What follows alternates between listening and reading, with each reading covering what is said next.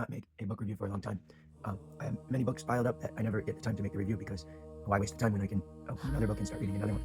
But I ought to talk about this one, the Contacto Sharhim, and Area 52, I think is the channel. He did an interview with this author, and this book is very good. It has a sequel as well, Fusion. I like this book. It ties into the entire Italian, whatever we should call it, but the mass contacts with the Italians, friendship. Italy in the 50s through the 60s had some amazing coverage going on. And anyways, to get back to the point of this book is absolutely phenomenal because it's in Spanish only, so you have to translate, just like a lot of these Italian books are in Italian only. But they're, like, for example, this is another one. When you get into these books in the Spanish Italian, you find some really interesting stuff, and by Spanish because he's out of Spain. And what you find happening here is a theme of very friendly extraterrestrials that oppose nuclear war, and they're said to manifest as we would most likely admire and accept them. And that's the whole premise behind the beings that look like Jesus, like this. But that's an artificial construct. That's not how they really look. They're energy bodies.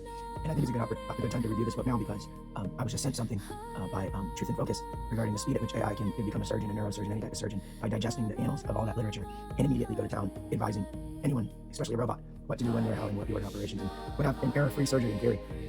So, with the advent of AI, if in fact it's a gift to humanity, then we're left with the question of, well, what's the point of humans and what's this? Well, the idea or the concept is, the segue is very clear.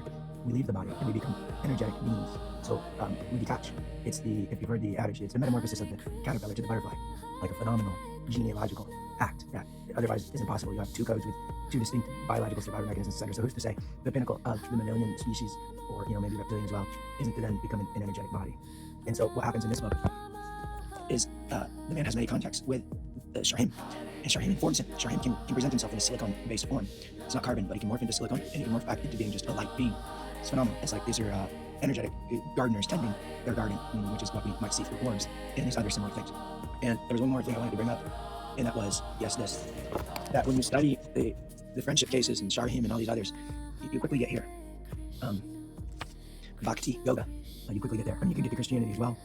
Bhakti yoga and the story of Krishna is good. It's just like Jesus, but it goes into a little more detail with emphasis on this meditation. And the reason I say you get there quick is because Sharhim, the only way the gentleman, whose name coincidentally is Jesus, Jofre, gets in touch with Sharhim is through meditation. If he doesn't meditate, it's not happening.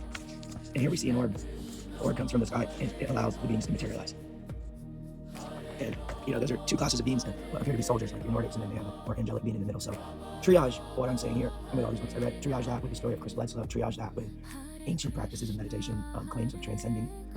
It all kind of whips together, and you say, yeah, and then sprinkle some AI on top of that and say, well, what does this mean for humanity? It might be that. It might be the merging, almost like the squeezing the soul, that energy particle. It's also been referred to as a negative energy particle, squeezing that out of the body to the next form of evolution. So, fascinating.